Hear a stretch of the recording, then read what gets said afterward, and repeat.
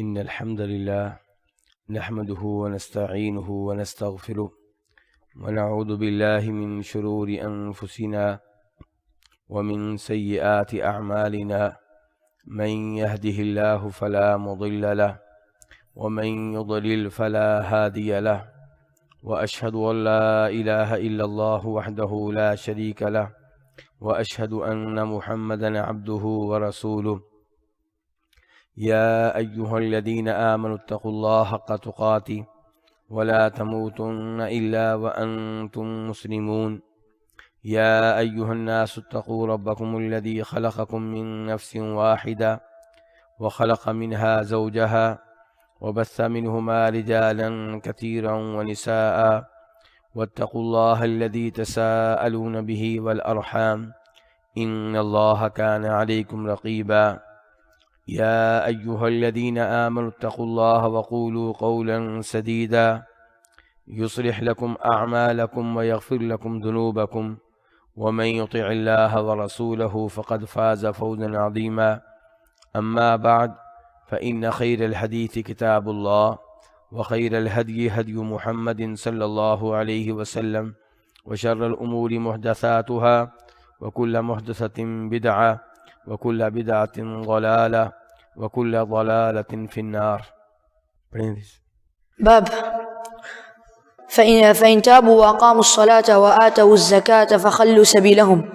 حدثنا عبد الله بن محمد المسندي قال حدثنا أبو روح الحرمي بن عمارة قال حدثنا شعبة عن واقد بن محمد قال سمعت أبي يحدث عن ابن عمر أن رسول الله صلى الله عليه وسلم قال أمرت أن أقاتل الناس حتى يشهدوا أن لا إله إلا الله وأن محمد رسول الله ويقيموا الصلاة ويؤتوا الزكاة فإذا فعلوا ذلك عصموا مني دماءهم وأموالهم إلا بحق الإسلام وحسابهم على الله. باب ہے فَإِن تَابُوا وَأَقَامُوا الصَّلَاةَ. یہاں پہ آپ دیکھیں گے کہ امام بخاری نے ایک دفعہ پھر باب جس چیز کو بنایا ہے وہ قرآن پاک کی آیت ہے، اور میں پہلے یہ بتا چکا ہوں کہ امام بخاری کی کوشش رہتی ہے کہ باب بھی میں کسی آیت کو بناؤں یا کسی حدیث کے ٹکڑے کو بناؤں یا کسی صحابی کے قول کو بناؤں، اور یہاں پہ آیت ہے فَإِن تَابُوا، اگر وہ توبہ کر لیں. اس کا مطلب یہ ہے کہ اس سے پہلے کوئی بات ہو رہی تھی اور اس کے بعد یہ کہا گیا ہے کہ اگر وہ توبہ کر لیں. تو اس سے پہلے کون سی بات ہو رہی تھی؟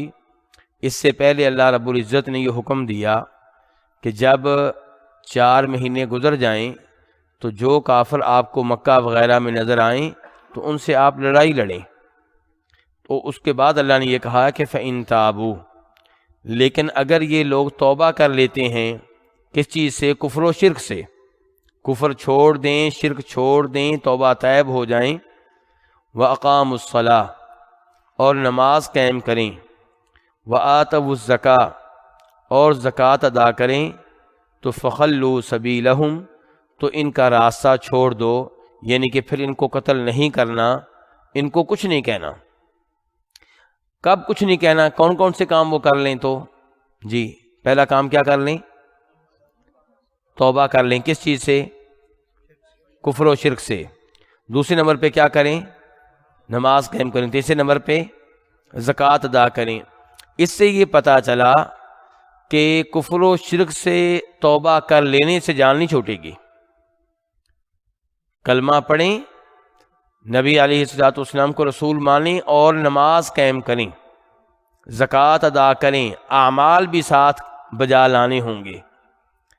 نماز قائم کریں گے تب جان چھوٹے گی، ورنہ وقت کی حکومت گرفتار کر سکتی ہے، سزا دے سکتی ہے.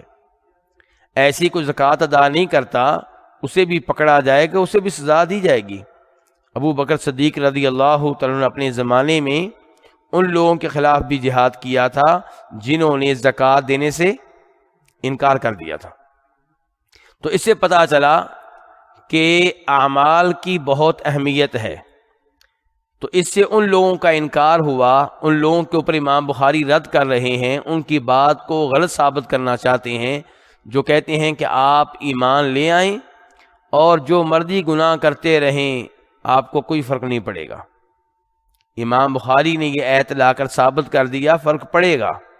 جان تب چھوٹے گی جب آپ ایمان لانے کے بعد یہ اعمال بھی کریں، نماز قائم کریں، زکوٰۃ ادا کریں، تو تب آپ کو چھوڑا جائے گا، ورنہ آپ کو پکڑ لیا جائے گا۔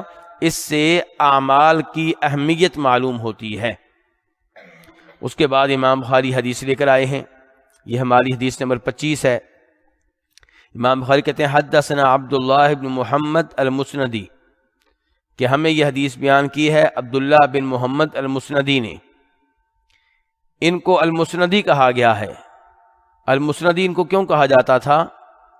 اس لیے کہ ان کی کوشش رہتی تھی کہ ہمیں مسند حدیث ملنی چاہیے، وہ حدیث جس کی سند نبی علیہ الصلوۃ والسلام تک پہنچ رہی ہو اور اس میں باقاعدہ سند کا حوالہ ہو۔ ویسے ہی کہہ دیا جائے کہ اللہ کے رسول نے یوں کہا تو یہ کہتے تھے میرے لیے کافی نہیں ہے، میرے لیے سند بیان کرو، تمہیں حدیث ملی کہاں سے ہے، کن راویوں سے حدیث لی ہے۔ اسی نسبت سے ان کو المسندی کہا جانے لگا۔ اور یہ کہتے ہیں حدثنا ابو روح الحرمی بن عمارہ، کہ ہمیں حدیث بیان کی ہے ابو روح الحرمی نے، الحرمی ان کا نام ہے، اور یہ العتکی البصری ہیں، بصرہ میں رہے ہیں۔ وہ کہتے ہیں حدثنا شعبہ، کہ ہمیں حدیث بیان کی ہے شعبہ نے۔ شعبہ کا نام کسی کو یاد ہوا کہ نہیں ہوا؟ شعبہ بن حجاج الواسطی، امیر المؤمنین فی الحدیث، بہت بڑے محدث، بہت بڑے امام۔ وہ کس سے روایت کر رہے ہیں؟ عن واقد بن محمد، واقد بن محمد سے۔ یہ واقد بن محمد کون ہیں؟ واقد بن محمد بن زید بن عبداللہ بن عمر۔ تو عبداللہ بن عمر کے کیا لگے پھر؟ یہ پڑپوتے۔ عبداللہ بن عمر کے کیا لگے؟ پڑپوتے لگے، یعنی کہ واقد بن محمد بن زید بن عبداللہ بن عمر۔ اور یہ کس سے روایت کر رہے ہیں؟ یہ کیا کہتے ہیں؟ کہتے ہیں سمعت ابی، کہ میں نے حدیث سنی کس سے؟ اپنے باپ سے۔ ان کے باپ کا نام کیا ہے جی؟ محمد بن زید، ایسے ہی ہے، محمد بن زید بن عبداللہ بن عمر۔ اچھا وہ کس سے حدیث روایت کر رہے ہیں؟ محمد جو ہیں یحدث عن ابن عمر، تو محمد کس سے روایت کر رہے ہیں پھر؟ ان کے کیا لگے؟ دادا۔ تو محدثین جو ہیں ان چیزوں کو بڑی اہمیت دیتے ہیں سند میں، کہ پہچان ہونی چاہیے کون کس سے حدیث لے رہا ہے۔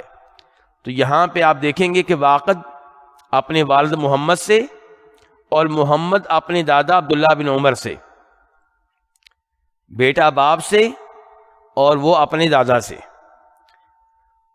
تو عبداللہ بن عمر کہتے ہیں کہ اللہ کے رسول علیہ الصلوۃ والسلام نے فرمایا امرت، مجھے حکم دیا گیا ہے۔ کیا حکم دیا گیا ہے؟ ان اقاتل الناس، کہ میں لوگوں سے لڑوں۔ اچھا آپ کو حکم دینے والا کون ہوگا جی؟ نہیں، محمد صلی اللہ علیہ وسلم تو کہہ رہے ہیں کہ مجھے حکم دیا گیا ہے، اللہ حکم دینے والا کون ہے؟ اللہ۔ آپ کہہ رہے ہیں مجھے حکم دیا گیا ہے کہ میں لوگوں سے لڑوں، حتی یشہدوا اللہ الہ الا اللہ وان محمد رسول اللہ، حتیٰ کہ وہ اس بات کی شہادت دیں، اس بات کی گواہی دیں، اس بات کا اقرار کریں کہ اللہ کے سوا کوئی نہیں ہے جو معبود ہو۔ اللہ کے علاوہ واقعی کوئی معبود نہیں ہے؟ بہت معبود ہیں، بالکل صحیح کہا انہوں نے۔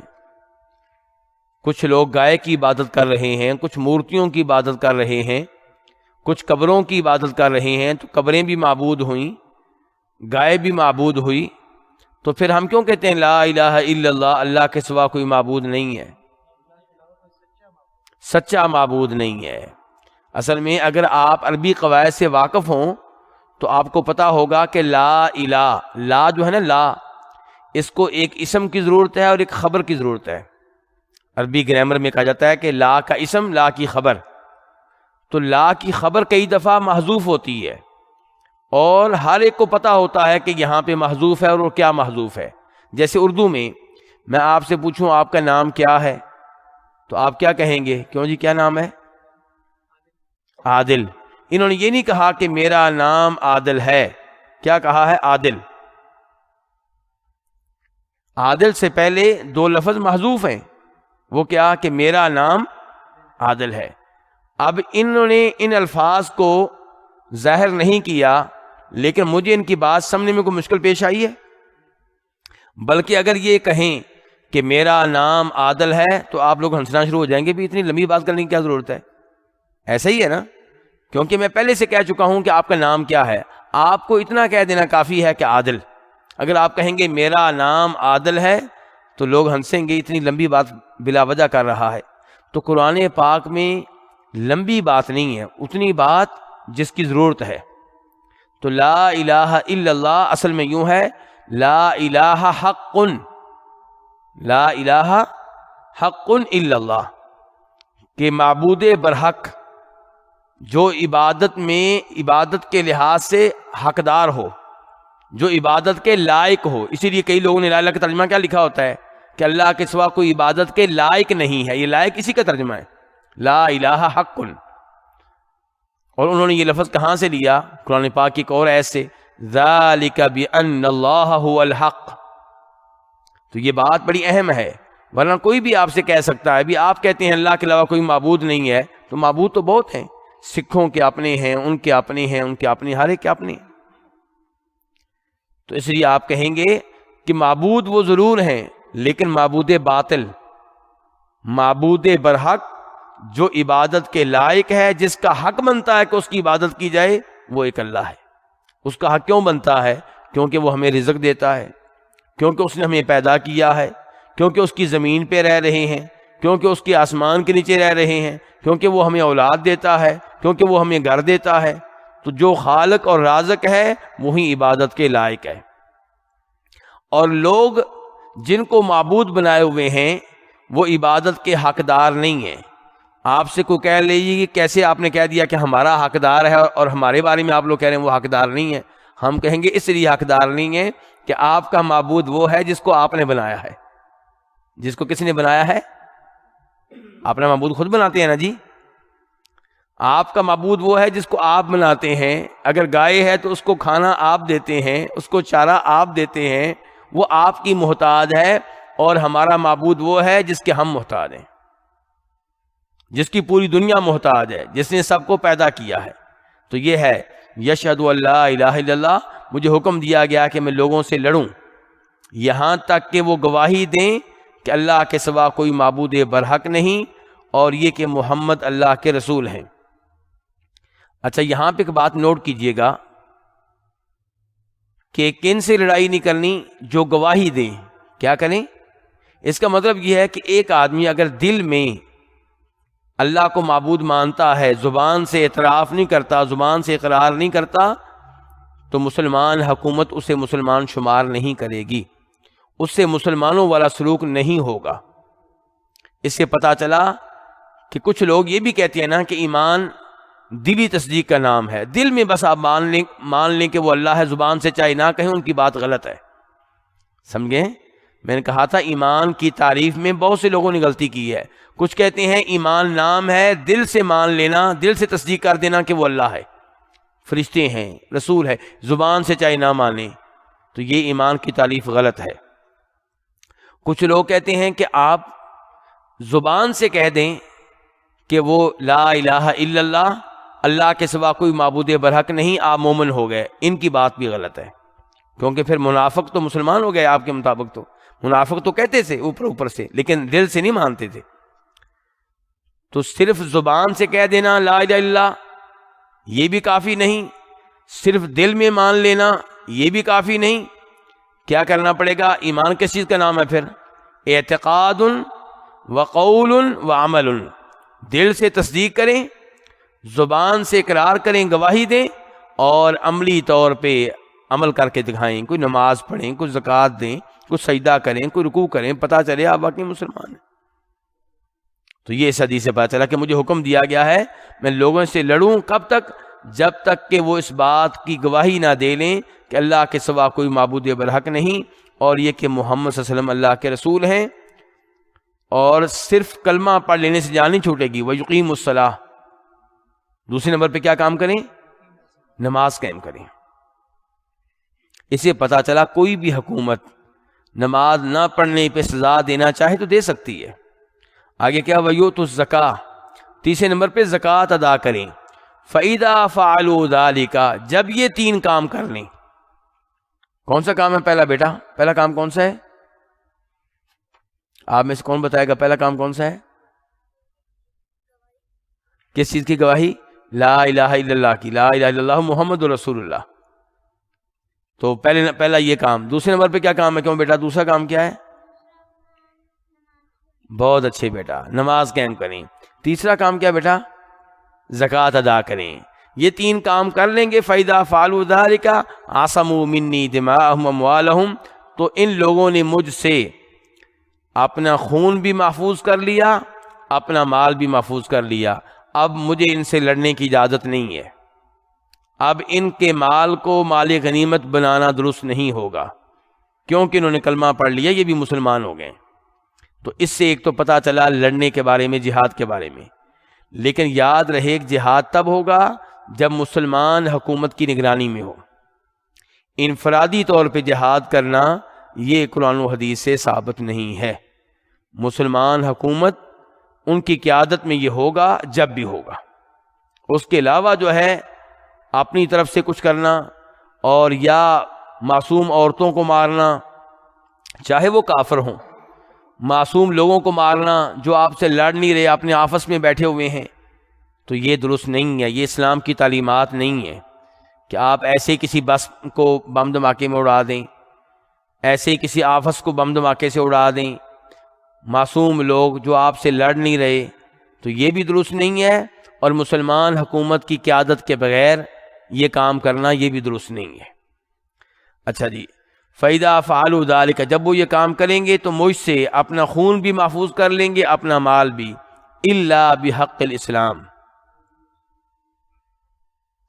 جب کلمہ پڑھ لیا، نماز قائم کر لی، زکوٰۃ ادا کرنے لگ گئے، اب میں ان کو قتل نہیں کر سکتا.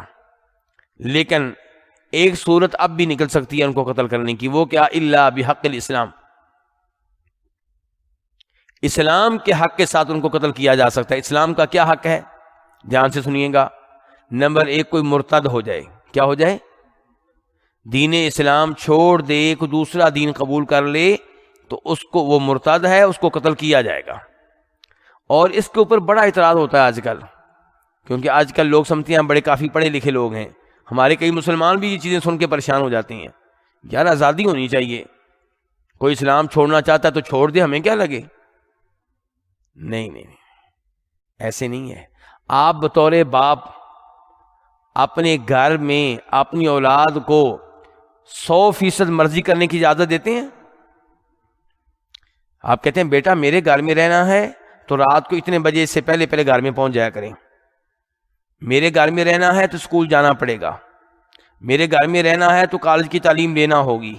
میرے گھر میں رہنا ہے تو کاروبار کے لیے شاپ پہ آنا ہوگا. میرے گھر میں رہنا ہے تو اس کمرے میں آپ سوئیں گے، اس کمرے میں نہیں سوئیں گے. کیوں جی؟ ایسا ہی ہے نا. پابندیاں لگاتے ہیں کہ نہیں لگاتے؟ کیوں؟ کیونکہ آپ کو پتہ ہے میں گھر چلا رہا ہوں، میں نے گھر بنایا ہے، میں لے کر آتا ہوں، میں یہ ہوں، میں یہ ہوں. تو وہ خالق، وہ اگر کوئی ایسی بات کہے تو اعتراض کیوں؟ جب پیدا اس نے کیا، اس کی زمین پہ رہیں، اس کے آسمان کے نیچے رہیں، نعمتیں وہ دے، اور اس کا دین چھوڑ دیں، سزا کیوں نہ ملے؟ دوسرے نمبر پہ ایک اور لحاظ سے بھی سمجھانا چاہوں گا. تقریباً دنیا کے سارے ممالک میں آئین توڑنے کی سزا کیا ہے؟ مجھے بتائیں گے ذرا؟ بغاوت اور موت. تقریباً سبھی ممالک میں. اچھا وہاں پہ اعتراض کیوں نہیں کرتے؟ جمہوری ممالک میں بھی ایسے ہی ہے. کہتے ہیں جو آئین توڑے گا اس کو موت کی سزا ملے گی. جو جمہوری ممالک نہیں ہیں، جہاں پہ بادشاہت ہے، وہاں پہ بھی یہی نظام ہے. تو یہ جب حکومتوں کو اختیار حاصل ہے کہ ان کا آئین جو توڑے اس کی سزا موت ہے، تو جو اللہ کا آئین توڑے اس کی سزا موت کیوں نہ ہو؟ تو اس لیے نبی علیہ السلام فرماتے ہیں جو دین بدل دے اس کو قتل کر دو. اور ویسے بھی یہ نظام بنا کر، یہ سزا تجویز کر کے اسلام نے ایک چور راستہ بند کیا ہے. اگر آپ 3 سپارہ پڑھیں سورہ آل عمران، تو آپ کو پتہ چلے گا وقال طائفۃ من اہل الکتاب آمنوا آمنوا، ہاں بالکل صحیح، یہی آیت کہ یہودیوں نے ایک پلاننگ بنائی تھی. کیا پلاننگ تھی ان کی؟ انہوں نے کچھ لوگوں کو تیار کیا کہ آپ ایسے کریں، فلاں دن آپ نے دین اسلام قبول کرنا ہے، صبح آپ نے کہنا لو جی میں دین اسلام قبول کر چکا ہوں، سارا دن آپ نے مسلمانوں کے ساتھ گزارنا ہے، اور رات کو آپ نے اعلان کرنا ہے جی میں تو دین اسلام کو بڑا اچھا سمجھتا تھا، میں مسلمان ہو گیا تھا، ایک دن مسلمانوں کے ساتھ رہا ہوں، مجھے پتا چلا یہ تو بڑے گندے لوگ ہیں، مجھے پتا چلا ان کا دین تو بڑا برا ہے، تو میں واپس یہودی ہو رہا ہوں، میں اسلام کو چھوڑ رہا ہوں. فائدہ کیا ہوگا اس سے؟ دین اسلام کے خلاف نفرت پیدا ہوگی، اور جو مسلمان کچے ہیں وہ بھی واپس آ جائیں گے. تو اسلام آپ کو مجبور نہیں کرتا کہ آپ دین اسلام قبول کریں، لیکن قبول کر لیا ہے، دین اسلام کو چھوڑیں، اس کی اجازت نہیں ہے، اس کی اجازت نہیں ہے. تو یہ چیز ہے، اس کو آپ ذہن میں رکھیے گا. اور ایسے کئی قوانین یہ لوگ بھی بناتے ہیں جو اسلام کے اوپر اعتراض کرتے ہیں. مثال کے طور پہ میں کچھ ممالک کا نام نہیں لینا چاہتا، آپ جانتے ہیں مجھ سے بہتر.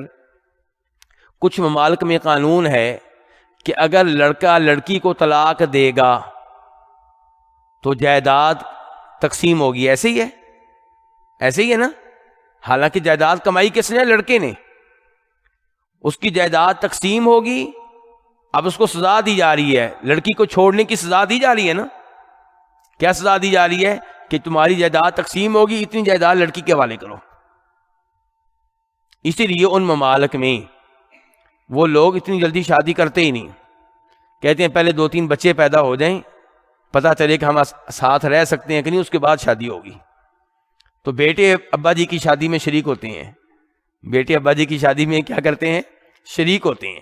تو کہنے کا مطلب یہ ہے کہ وہاں پہ آپ نے یہ قانون بنا دیا کہ لڑکا اگر لڑکی کو چھوڑے گا، طلاق دے گا، تو مالی طور پہ اتنا جرمانہ پڑے گا اس کے اوپر. تو اگر اللہ تعالیٰ قانون بنائیں تو وہاں پہ آپ اعتراض کرتے ہیں، جبکہ اللہ وہ ذات ہے کہ لا یسأل عما یفعل وہم یسألون. اللہ کے اوپر کسی کو اعتراض کرنے کا حق حاصل نہیں ہے. وہ خالق مالک ہے، جو چاہے سو کرے، شہنشاہ ہے. تو یہاں پہ یہ بتایا گیا الا بحق الاسلام، کہ اگر کوئی اسلام کا حق ہوگا تو قتل کیا جائے گا. تو پہلے نمبر پہ کس کو؟ مرتد کو. ایسے ہی ہے. دوسرے نمبر پہ قاتل کو، جو کسی کو قتل کرے گا اسے بھی قصاص کے میں قتل کیا جائے گا. اچھا قصاص کون لے گا؟ وقت کا خلیفہ، حکومت، عدالت کے ذریعے، پولیس کے ذریعے. یہ نہیں کہ آپ خود ہی پچھل پکڑ کے کہیں گے میرے باپ کا قاتل میں اس کو مار رہا ہوں. اس کی اجازت نہیں ہے، کیونکہ اگر یہ کام کریں گے تو زمین میں فساد پھیلے گا. اور تیسرے نمبر پہ الا بحق الاسلام کیا ہے؟ اگر کوئی شادی شدہ ہے، اس کی ایک دفعہ شادی ہوئی تھی، چاہے اب بیوی کو طلاق دے چکا ہے، چاہے اب اس عورت کو طلاق ہو چکی ہے، جس کی ایک دفعہ شادی ہو گئی، شادی ایک دفعہ ہونے کے باوجود اگر زنا کرے گا، بدکاری کرے گا، تو اسلام میں کیا سزا ہے؟ سنسار کیا جائے گا. کیا کیا جائے گا؟ سنسار کیا جائے گا. اسلام شرم و حیا کا دین ہے. اسلام میں محبت کا عالمی دین نہیں ہے. اسلام شرم و حیا کا دین ہے. یہاں پہ بدکاری کی اجازت نہیں ہے. یہ لڑکی کسی کی امانت ہے، آپ اسے استعمال کیوں کریں؟ آپ اس سے اولاد کیوں پیدا کریں؟ وہ کسی کی بیوی ہے، اس کے ساتھ آپ کیوں تعلقات قائم کریں؟ کسی کی عزت کو، کسی کی نسل کو کیوں خراب کریں؟ تو اس لیے ایسے آدمی کی سزا کیا ہے کہ اسے بھی سنسار کیا جائے، کہ اس کی شادی ہوئی، شادی کا اس نے لطف لے لیا، مزہ لے لیا، پھر بھی وہ اس طرح کے غلط کام کرتا ہے تو اسے سنسار کیا جائے گا. تو یہ ہے الا بحق الاسلام، کہ اگر کوئی کلمہ پڑھ لیتا ہے، نماز قائم کرتا ہے، زکوٰۃ ادا کرتا ہے، اس کی جان محفوظ ہے، لیکن کلمہ پڑھنے کے باوجود، نمازیں قائم کرنے کے باوجود، زکوٰۃ ادا کرنے کے باوجود اگر کوئی مرتد ہو جائے، اگر کوئی کسی کو قتل کر دے، اگر کوئی شادی ہو جانے کے باوجود زنا کرے، تو اسے قتل کیا جائے گا۔ گفتگو واضح ہے جی؟ چلیں جی آگے۔ وَحِسَابُهُمْ عَلَى اللَّهِ، اب یہاں پہ ایک سوال پیدا ہوا کہ کسی نے کلمہ تو اوپر سے پڑھ لیا ہے، بظاہر نماز بھی وہ پڑھتا ہے، زکوٰۃ بھی ادا کرتا ہے، ہو سکتا ہے کہ وہ کسی ملک کا جاسوس ہو سکتا ہے اس نے اوپر سے کلمہ پڑھا ہو، نمازیں بھی اوپر سے پڑھ رہا ہو، زکوٰۃ بھی اوپر سے دے رہا ہو۔ جواب آیا نبی علیہ الصلوۃ والسلام کی طرف سے کہ بظاہر وہ مسلمان ہے تو ہم اس سے مسلمانوں والا سلوک کریں گے، دل میں اس کے کیا ہے یہ اس کا معاملہ اس کے سپرد کر دیں گے جو دلوں کے حالات جانتا ہے۔ دلوں کے حالات کون جانتا ہے؟ ہم تو نہیں جانتے، تو اس لیے اس کا معاملہ اللہ کے سپرد۔ اگر اس نے ہمیں دھوکہ دیا ہوا تھا تو جب تک وہ کوئی چیز ظاہر نہ کرے ہم اسے کچھ نہیں کہیں گے۔ ہاں اگر ظاہر ہو گیا، پکڑا گیا، جاسوسی کر رہا تھا، مسلمان ملک کے معاملات بطور جاسوسی کسی نان مسلم ملک تک منتقل کر رہا تھا تو یہ الگ معاملہ ہے، لیکن جب تک اس کا معاملہ ظاہر نہیں ہوتا ہم اس کو سچا مسلمان سمجھیں گے اور اس سے مسلمانوں والا سلوک کریں گے۔ اس حدیث کا باب سے تعلق تو بالکل واضح ہے۔ باب کیا تھا کہ اگر وہ توبہ کر لیں کفر و شرک سے، نماز قائم کریں، زکوٰۃ ادا کریں تو ان کا راستہ چھوڑ دو، ان کو قتل نہ کرو، اور حدیث بھی یہی کہہ رہی ہے۔ ایسے ہی ہے نا؟ ایسے ہی ہے۔ اب حدیث اور باب کا کتاب سے کیا تعلق ہے؟ کتاب کون سی پڑھ رہے ہیں آج کل ہم؟ کیوں جی؟ کتاب الایمان، کتاب الایمان ہم پڑھ رہے ہیں، تو کتاب سے تعلق کیا ہے پہلے بھی واضح کر چکا ہوں اور پھر دوبارہ اشارہ کر دیتا ہوں کہ اس حدیث اور باب سے، باب میں جو آیت ہیں ان دونوں سے پتہ چلا کہ کلمہ پڑھیں گے اس کے بعد عمل کریں گے، نماز قائم کریں گے، زکوٰۃ ادا کریں گے، تب جان چھوٹے گی۔ اس سے پتہ چلا صرف منہ سے اقرار کر لینا کافی نہیں ہے، عمل کی بھی ضرورت ہے۔ عمل کریں گے تو جان چھوٹے گی، کامیابی ملے گی، ورنہ کامیابی نہیں ملے گی۔ تو اس سے ہماری وہ بات پکی ثابت ہو گئی کہ ایمان نام ہے دل سے تصدیق کرنے کا اور زبان سے، بولیے ذرا، زبان سے اقرار کرنے کا اور اعضاء کے ساتھ عمل کرنے کا۔ نماز پڑھیں، زکوٰۃ دیں، اعمال کریں، اور یہ ایمان بڑھتا بھی ہے، اور نمازیں قائم کریں گے ایمان بڑھے گا، نہیں قائم کریں گے، زکوٰۃ ادا نہیں کریں گے، ایمان میں کمی آئے گی۔ چلیں جی۔